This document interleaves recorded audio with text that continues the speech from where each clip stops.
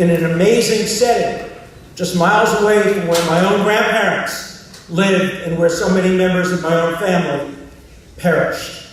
This is a conference about the future, not about the past. We will build on the past, but we are talking about the future. We are talking about how to prevent recurring genocides. Any conference about Nuremberg is a conference that raises more questions than it will provide answers. Not questions about the Nuremberg laws. Those have very few questions that have to be raised about them. As Justice Jackson said at Nuremberg, the worst and the most odious of all oppressions are those that mask as justice. And the Nuremberg laws masked as justice. But the questions we will be addressing today are profound. They range from some which seem simple to us in retrospect. When the war was over, many among the victors said, let's not have trials, let's just shoot the perpetrators. And no, the decision was made to put the perpetrators, at least the leaders, on trial. Was that the right decision? Was Secretary Morgenthau correct when he said that the response to Germany should be to relegate them to an agrarian society for half a century?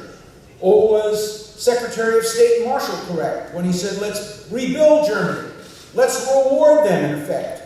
Hitler said, if we kill the Jews, we will be wealthier. And the Marshall Plan made that tragic prediction come true for good reasons, because we were fighting the Cold War. But the moral issues raised by our macro response to Germany are worthy of consideration. Was the Nuremberg trial an example of victor's justice? Or could objective justice be rendered by victors and by judges selected by the victors themselves? What were the source of laws on which the Nuremberg defendants were placed on trial? Were they ex post facto laws? Did they result from a consensus about what the law should have been, or might have been, or actually was at the time the crimes were perpetrated? Was it correct to limit the trials to initially a few handfuls of leaders and then perhaps a few hundred of secondary leaders? Or should there have been an attempt to apply the Nuremberg principles more broadly to every hands-on perpetrator, many of whom lived happy lives and died in their beds surrounded by loving children and grandchildren? Was the United States correct when, through John McCloy, it pardoned so many of the convicted Nuremberg criminals in the name of fighting the future Cold War? Did the Nuremberg trials do more good on balance or more harm? Why have so many genocides been permitted to go on after the Nuremberg trials were over? And is the ICC, the International Criminal Court, whose distinguished initial prosecutor sits among us today, is the ICC the legacy of the Nuremberg trials? And can the ICC, unlike the International Court of Justice, which is neither international nor a court nor renders justice, can the ICC actually administer justice? Will it apply the principle of the worst first, which is the central mantra of any human rights program? You must prosecute the worst first, which is why the BDS movement is so antagonistic to human rights, because its focus is only on one country, only on the nation state of the Jewish people, and doesn't try to apply principles across the board based on the worst first. Has the United Nations, on balance, done more harm than good in genocide prevention? Surely the Council on Human Rights has done more harm than good in the way they have rewarded bigotry and rewarded racism and rewarded sexism and punished justice. The one commitment that we know we must have based on the Holocaust is a commitment to truth.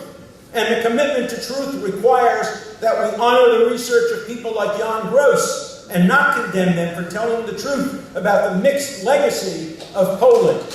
But it also requires that we remember Jan Karski, one of the great heroes, a man who has been a personal hero to me, a man who I had the opportunity to meet when he was an older professor at Georgetown University, a man who sacrificed everything, a non-Jew, or Raoul Wallenberg, We have to remember Kielce, but we have to remember as well the families, the Polish families, who sacrificed themselves to save Jews. And we have to remember Cardinal Glemp, who only recently died and was the primate of Poland into this century, an overt anti-Semite and bigot who tried as hard as he could to repeat the legacy of what led us to the Holocaust. Truth requires that we tell painful truths, even to people who are hosts, even to people who are here and trying to be helpful to us. And we must recall that the newest form of Holocaust denial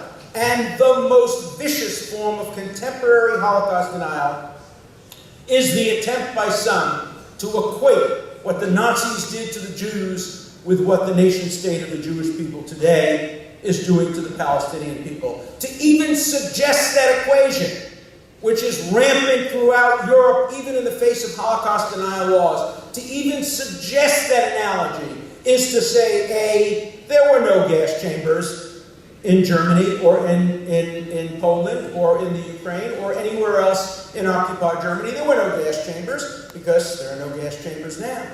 There were no attempts to ingather people to kill them the way the Jews were ingathered from places as far as Rhodes and Salonika to bring them to Auschwitz to kill them. There were no targeting of babies. There were no actions against children to try to destroy the genetic core of the Jewish people, and that the Nazis must have acted in self-defense because that's what the nation-state of the Jewish people is doing. And today, there are genocides again. What's going on in Syria, what has gone on in Rwanda and Darfur and Cambodia were nothing short of genocides. Today, rape has become a weapon of war. We saw it in the former Yugoslavia. We see it among ISIS today. And today, another form of victimization of civilians is the deliberate use of civilians as human shields in an effort to target other civilians. That is an abuse of civilians and an abuse of human rights, and it must be taken into account by the International Criminal Court and by other institutions. So the future is what we're going to be talking about today, and the future is in our hands, and we will have no excuse if we do not protect it. Thank you.